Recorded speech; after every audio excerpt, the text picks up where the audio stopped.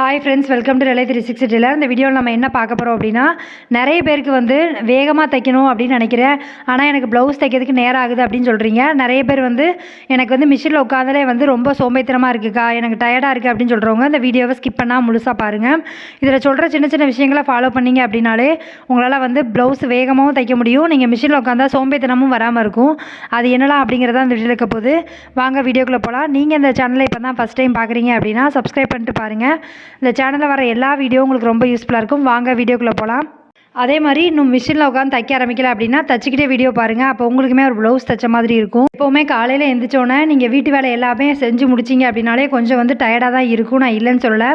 டயர்டாக இருக்குது அப்படின்னா ஒரு ½ hour வந்து சும்மா வந்து கொஞ்சம் படுத்துக்கோங்க. இல்லை உங்களுக்கு வந்து டிவி பார்க்குற பழக்கம் இருக்குது, இல்லை ஃபோன் பார்க்குறீங்க அப்படின்னா ஒரு ½ hour வந்து எடுத்துக்கோங்க. அந்த ½ hour வந்து டைம் செட் பண்ணிக்கோங்க. அப்படின்னா தான் நம்ம வந்து அந்த கரெக்ட் டயத்தில் வந்து திரும்ப உட்காந்து தைக்க ஆரம்பிப்போம். அதனால் வேலை செஞ்சு முடித்தோடனே மிஷினில் வந்து உட்கார்றது எல்லாருக்குமே முடியாது. அப்போ என்ன பண்ணணும் அப்படின்னா, கொஞ்சம் வந்து வேலையெல்லாம் முடிச்சுட்டு ரிலாக்ஸாக ஒரு 10 நிமிஷம் உட்காந்துட்டு நல்லா வந்து சாப்பிட்டுட்டு அதுக்கப்புறம் மிஷினில் உட்காருங்க. ஏன்னா நமக்கு வந்து நம்ம இவ்வளோ வேலை செய்யும்போது நமக்கு வந்து டயர்டாகும். அப்படின்னா நம்ம கொஞ்சம் சாப்பிட்டோம் அப்படின்னா கொஞ்சம் எனர்ஜியாக இருக்கும்.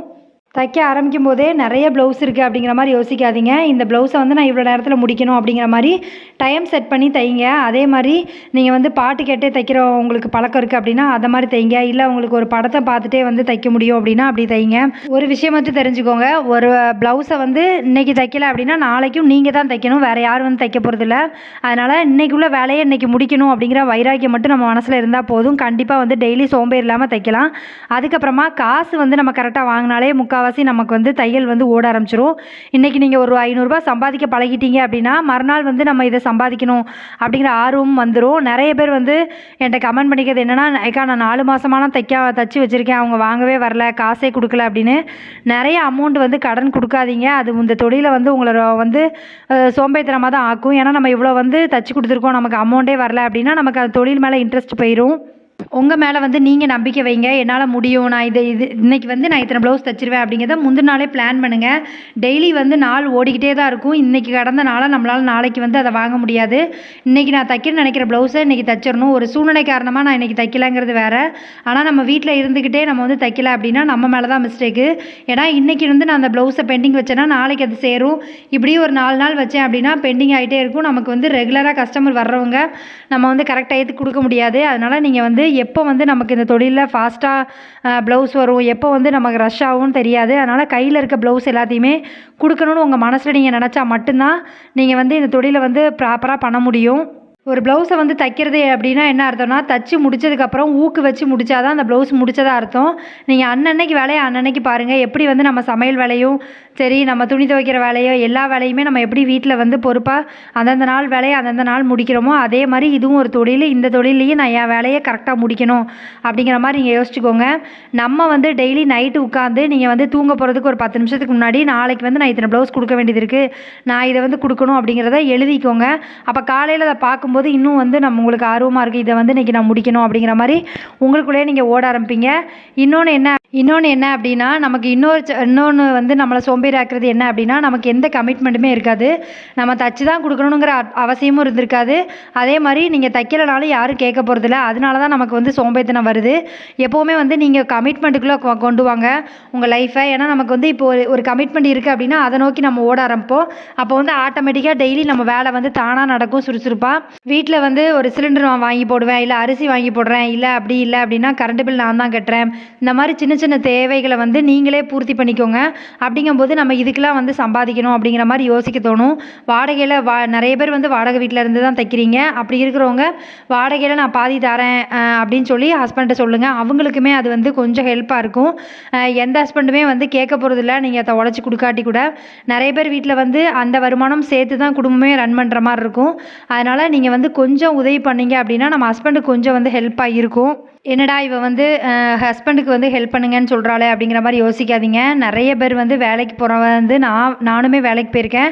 என் கூடயுமே நிறைய பசங்கள்லாம் வந்து ஒர்க் பண்ணியிருக்காங்க, ஜென்ஸ்லாம் ஒர்க் பண்ணியிருக்காங்க, நானும் பார்த்துருக்கேன். நம்மலாம் வந்து ஒரு வேலையில் வந்து பிரச்சனை அப்படின்னா நம்ம வந்து இந்த வேலை எனக்கு வேண்டாம் அப்படின்னு சொல்லிட்டு வெளியில் வந்துடுவோம். ஆனால் ஜென்ஸால் அது பண்ண முடியாது. ஏன்னா அவங்கள நம்பி ஒரு ஃபேமிலி இருக்குது, அவங்க அம்மா அப்பா இருக்காங்க, ஒய்ஃப் இருக்காங்க, குழந்தை இருக்காங்க, இப்படி 1000 கமிட்மெண்ட் இருக்கும். வேலையில் என்ன தான் ப்ரெஷர் இருந்தாலும் சரி அந்த வேலையை பார்த்து தான் ஆகணும் அப்படிங்கிற கட்டாயத்தில் அவங்க போய்கிட்டே இருப்பாங்க. நம்ம வந்து ஒரு சின்ன சின்ன விஷயத்தில் இந்த மாதிரி ஹெல்ப் பண்ணோம் அப்படின்னா அவங்களுக்கு வந்து அவங்க படுற கஷ்டம் வந்து பெருசாக தெரியாது. அதனால் மட்டும்தான் சொன்னேன். நிறைய பேர் வீட்டில் வந்து ஹஸ்பண்ட் வந்து எனக்கு தைக்கிற காசுலாம் கேட்க மாட்டாங்கக்கா, நீ வச்சுக்கோன்னு சொல்லிடுவாங்க அப்படின்னு சொன்னால், நீங்கள் ஒரு நகைச்சீட்டு மாதிரி போடுங்க.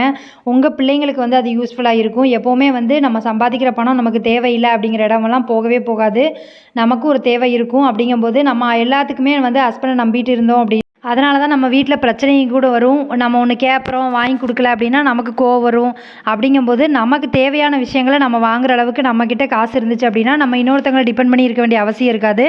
அதனால் நீங்கள் வந்து உங்களுக்கு வந்து தேவையான விஷயங்களும் சரி, இல்லை உங்கள் குழந்தைங்களுக்கு ஏதோ ஒரு தேவை, இல்லை என் வீட்டுக்கு ஏதோ ஒன்று தேவை, நான் அதை வந்து சேர்த்து வச்சு வாங்குறேன் அப்படின்னா கண்டிப்பாக அது வந்து உங்களுக்கு திருப்தியாக இருக்கும். ஏன்னா நமக்கு வந்து அந்த பொருளை பார்க்கும்போதெல்லாம் நான் தான் இதை வந்து சம்பாதிச்சு வாங்கினேன் அப்படிங்கிறத திருப்தி வந்து இருக்கும். அதனால் நீங்கள் கண்டிப்பாக வந்து வீட்டில் இருந்து தைக்கிறேன் அப்படிங்கிறதுக்காக சோம்பேறித்தனமாக இருக்க வேண்டிய அவசியம் இல்லை. நம்ம வந்து டெய்லி வந்து எவ்வளோ சம்பாதிக்கிறோம் அப்படிங்கிற மாதிரி நீங்கள் வந்து யோசிங்க.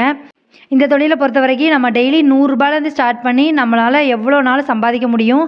இதுக்கு வந்து நம்ம உழைப்பு கொடுத்தா மட்டும் போதும். நமக்கு வந்து வருமானம் அதிகமாக இருக்கும். இதில் இன்வெஸ்ட்மெண்ட்டும் எதுவும் கிடையாது. அதனால் நீங்கள் வந்து தைரியமாக இருக்கலாம். ஒரு மிஷின் இருந்தால் போதும், நம்ம வந்து இந்த தொழிலை வந்து பார்த்துக்கலாம். ஒரு வேளை நீங்கள் சொன்ன மாதிரி நிறைய பேருக்கு வந்து சில மாதம் ஆர்டரே வராது. அப்படி இருந்தால் கொஞ்சம் வந்து டஃப்பாக தான் இருக்கும். அப்புறம் திரும்ப வந்து பழையபடி நமக்கு வந்து ஃபங்க்ஷன் டைம் அதெல்லாம் வந்துச்சுன்னா திரும்பவும் நமக்கு வந்து அமௌண்ட் வர ஆரம்பிச்சிரும். அந்த மாதிரி நீங்கள் வந்து இருக்கிற டைம் வந்து தச்சு கொடுத்து காசு வந்து சம்பாதிச்சு வச்சுக்கோங்க. கிடைக்காத டைம் வந்து ரெஸ்ட் எடுத்துக்கோங்க. ஒன்றும் பிரச்சனை கிடையாது. நிறைய பேருக்கு வந்து கட் பண்ணும்போது எனக்கு வந்து ஷோல்டர்லாம் வலிக்குக்கா, என்ன பண்ணுறதுன்னு தெரில அப்படின்னு சொல்லியிருக்கீங்க. ஒருத்தங்க கமெண்ட் பண்ணியிருந்தாங்க. அவங்களுக்கு நான் என்ன சொல்கிறேன் அப்படின்னா, நீங்கள் வந்து ஷோல்டர் பெயினாக இருக்குது அப்படின்னா கொஞ்சம் சிசர் வந்து வெயிட் கம்மியான உள்ள சிசர் வச்சு கட் பண்ணுங்கள். ஏன்னா வெயிட் ஓவராக இருக்கிற சிசர் வச்சு கட் பண்ணால் கண்டிப்பாக நம்ம கை ஷோல்டர் வந்து வலிக்க தான் செய்யும். இந்த தொழிலை பொறுத்த வரைக்கும் நமக்கு வந்து பேக் பெயின் வர்றது, அதே மாதிரி ஷோல்டர் வலிக்கிறது, அதுக்கப்புறமா அந்த கையெல்லாம் தூக்க முடியாத அளவுக்கு வலிக்கிறது, இதெல்லாம் வந்து ஜாஸ்தி தைக்கும் போது கண்டிப்பாக வரும். அடுத்த நாள் வந்து கொஞ்சம் கம்மி பண்ணிக்கோங்க. இப்போ இன்றைக்கி வந்து நான் ஒரு 6 ப்ளவுஸ் தைக்கணும்னு நினச்சிருக்கேன் அப்படின்னா அடுத்த நாள் தைக்கும்போது அதை ஒரு 3 ப்ளவுஸாக ஆக்கியிருக்கேன். ஏன்னா நம்ம வந்து அப்போ கொஞ்சம் வந்து ரெஸ்ட் கொடுத்த மாதிரி இருக்கும் கைக்கு. அதுக்காக நம்ம சுத்தமாக தைக்காமல் மறுநாள் வந்து சும்மா இருந்தோம் அப்படின்னா அன்றைக்கி வேஸ்ட்டு. அதனால் நீங்கள் வந்து கொஞ்சம் கொஞ்சம் வந்து கம்மி பண்ணி தைச்சி பழகுங்க. நிறைய பேர் வந்து நான் தைக்கணும்னு ஆசைப்பட்றேங்க்கா, எனக்கு ப்ளவுஸே வர மாட்டேங்குது அப்படின்னு சொல்லி நிறைய பேர் இருக்காங்க. அதனால் கையில் இருக்க ப்ளவுஸை வந்து நிறைய வச்சுருக்கிறவங்க கண்டிப்பாக வந்து டெய்லி தையுங்க.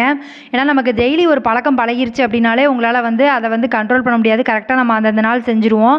நம்ம வந்து ஒரு 2 நாள் வந்து தைக்காமல் மிஷினை விட்டு தள்ளி இருந்தோம் அப்படின்னா கண்டிப்பாக வந்து நம்ம வந்து தைக்கிறதுக்கு கொஞ்சம் சோம்பேறித்தனம் வரதான் செய்யும்.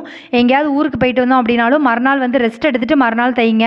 ஏன்னா நமக்கு வந்து உடம்பு வந்து ரொம்ப அசதியாக இருக்கும் வெளியில் போயிட்டு வந்தால். அப்படிங்கும்போது அதையுமே நீங்கள் பார்த்துக்கோங்க. ஒரு ப்ளவுஸ் வந்து தைச்சி கொடுக்குறீங்க, கஸ்டமர் திட்டாங்க, இல்லை ஏதோ ஒரு ஏதோ ஒரு தப்பு நடந்துருச்சு அப்படின்னா அதுக்காக வந்து முடங்கி போய் உட்காராதீங்க.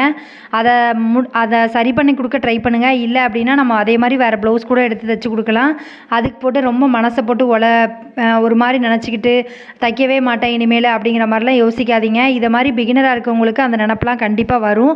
நம்ம வந்து வெளியிலே வேலைக்கு போயிடலாம் போல் அப்படிங்கிற மாதிரி யோசிப்பீங்க. அப்படிலாம் பண்ணாதீங்க. சின்ன சின்ன தப்பு வந்து அதாவது செஞ்சு தான் கற்றுக்குவோம். நம்ம நிறைய ஒவ்வொரு விஷயத்துலையும் ஒன்று ஒன்று கற்றுக்கிட்டே தான் இருப்போம். டெய்லர் தொழிலை பொறுத்த வரைக்கும் நான் எல்லாமே தெரிஞ்சும் எனக்கு அப்படிங்கிற மாதிரி யாருமே இருக்க மாட்டாங்க. நீங்களே சொல்லுங்கள், ஒவ்வொரு மாதமும் ஒவ்வொரு மாடல் வந்துக்கிட்டே தான் இருக்குது. எல்லாமே வந்து புதுசாக டெய்லராக இருக்கவங்களும் கற்றுக்குறாங்க, பழைய டெய்லருக்குமே கற்றுக்குறாங்க. ஏன் அப்படின்னா நம்ம வந்து இந்த தொழிலை வந்து நிறைய மாறிக்கிட்டே இருக்கும். நம்ம அதுக்கு தக்க நம்மளும் அப்டேட் ஆகிட்டே இருக்கணும். எனக்கு நார்மல் ப்ளவுஸ் தான் தைக்க தெரியும் அப்படிங்கிற மாதிரி இல்லாமல் எல்லாமே தைக்க தெரிகிற மாதிரி உங்களை வந்து நீங்கள் மாற்றிக்கோங்க. எதுவுமே வந்து ட்ரை பண்ணாமையே என்னால் முடியாதுன்னு நினைக்காதீங்க. ட்ரை பண்ணி பாருங்கள், கண்டிப்பாக முடியும். முடியாதுன்னு எதுவுமே கிடையாது. தையல் தெரியுது அப்படின்னா கண்டிப்பாக உங்களால் டிசைன் ப்ளவுஸும் தைக்க முடியும். அதுலேயுமே வருமானம் சம்பாதிக்க முடியும். ஸ்டார்டிங் ஸ்டேஜில் இருக்கீங்களா, டிசைனுக்கு வந்து கொஞ்சம் கம்மியாக அமௌண்ட் வாங்க, நிறைய டிசைன் வர ஆரம்பிக்கும். அப்போது நிறைய டிசைன் வந்து நம்மளே வந்து தைக்கலாம். அப்போ வந்து நமக்கு ஒரு ப்ராக்டிஸ் கிடைக்கும். அதெல்லாம் வந்து நீங்கள் மிஸ் பண்ணாமல் பண்ணுங்கள்.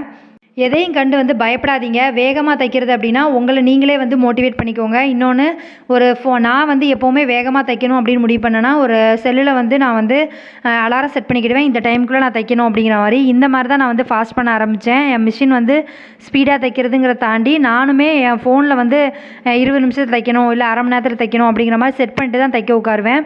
அப்போ வந்து சுறுசுறுப்பாக இன்னும் கொஞ்சம் தைக்கணும் அப்படிங்கிறது தோணும். டெய்லர் தொழிலை பொறுத்த வரைக்கும் உங்களுக்கு எதுவுமே வராது அப்படிங்கிறது எதுவுமே கிடையாது. கண்டிப்பாக வரும். கொஞ்சம் லேட் ஆகுமே தவிர மற்றபடிக்கு வராமலாம் இருக்காது. அதனால் நீங்கள் தைரியமாக தையுங்க. தைக்கிற தொழிலில் வந்து நமக்கு வந்து சில விஷயங்கள் கற்றுக்கிற மாதிரி இருக்கும். அதை கற்றுக்கோங்க.